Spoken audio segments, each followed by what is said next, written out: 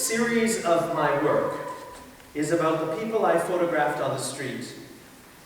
These individuals, from the destitute to the rich, have their own struggles, challenges, and successes.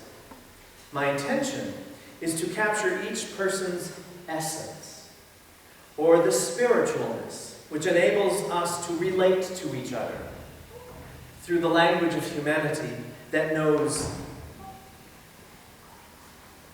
no barrier or prominence among people. In those brief moments, I was fortunate to get to know these people, not as my subjects, but rather the faces of humanity. I would like to use my work as a conduit to get people to pause and look at something that speaks to us all, much like a universal connection. David calls himself a student of practical spirituality. David, come and share your wisdom with us. Thank you.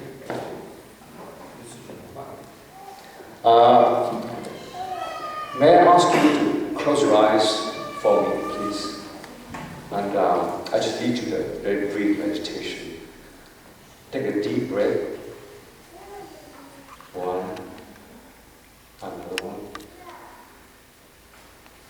And one more deep breath, please. Thank you for indulging me. I was born at the edge of an exotic rainforest in Borneo. I was born in a very dysfunctional and abusive family.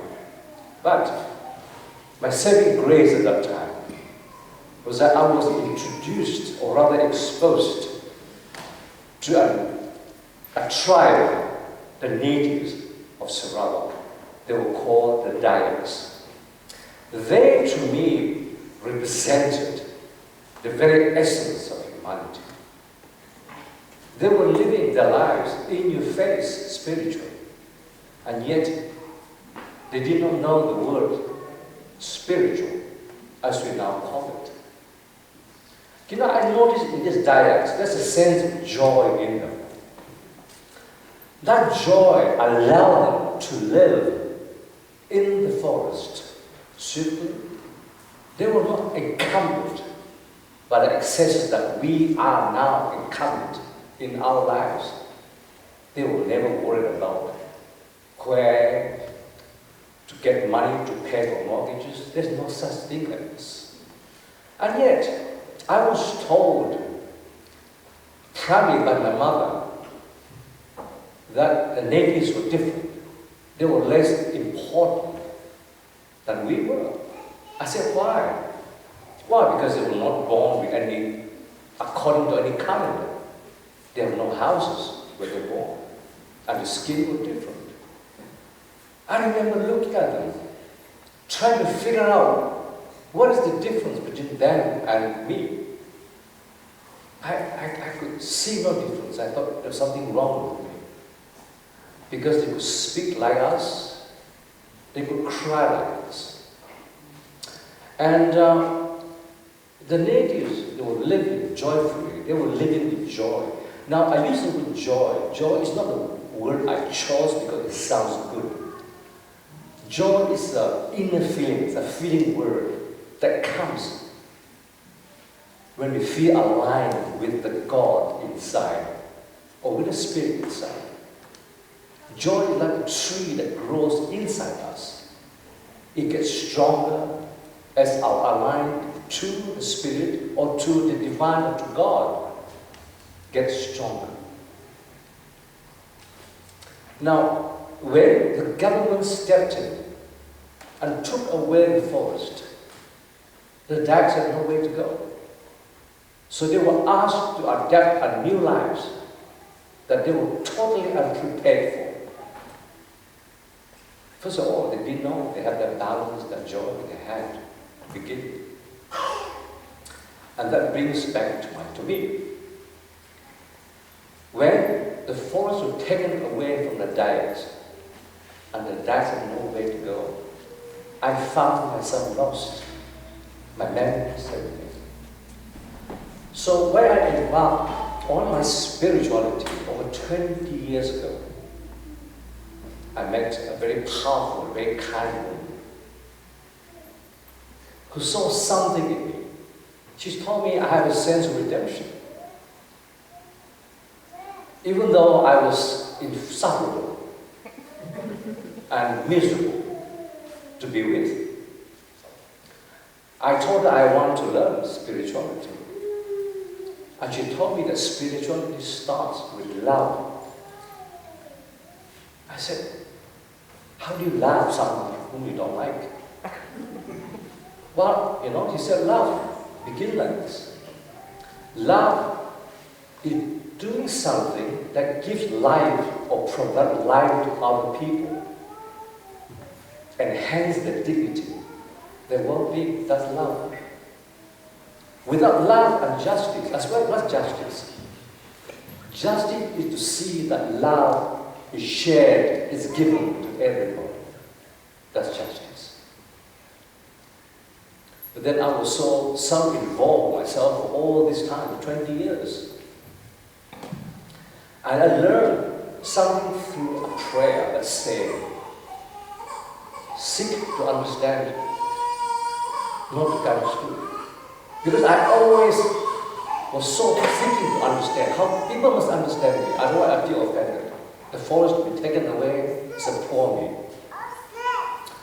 Later on, I realized when I learn and put myself aside and learn about what that love is, I notice there's a pulse I can feel.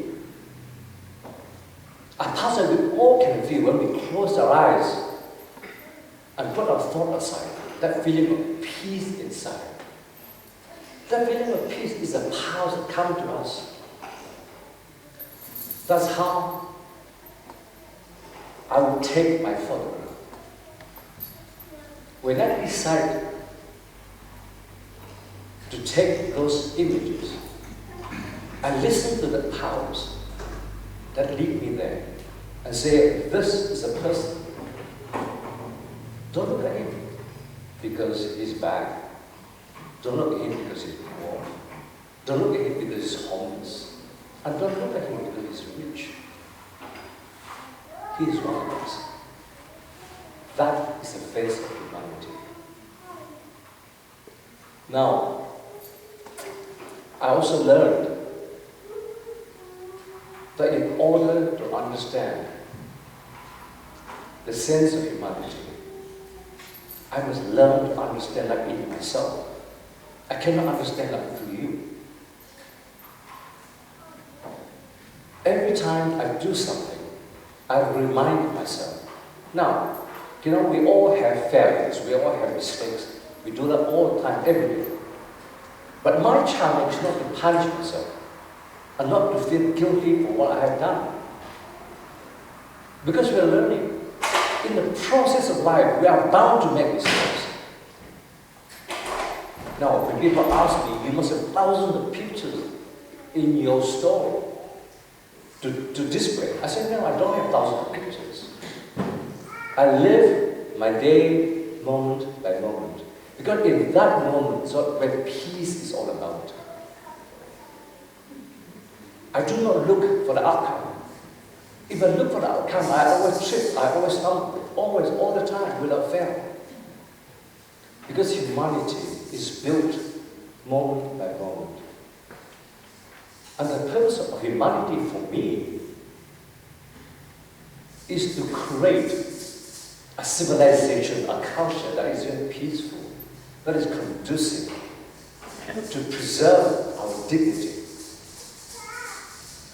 And so when something is captured, an essence is captured in anything, like a portrait or a building, with love, you always look at it with a sense of satisfaction, a sense of peace.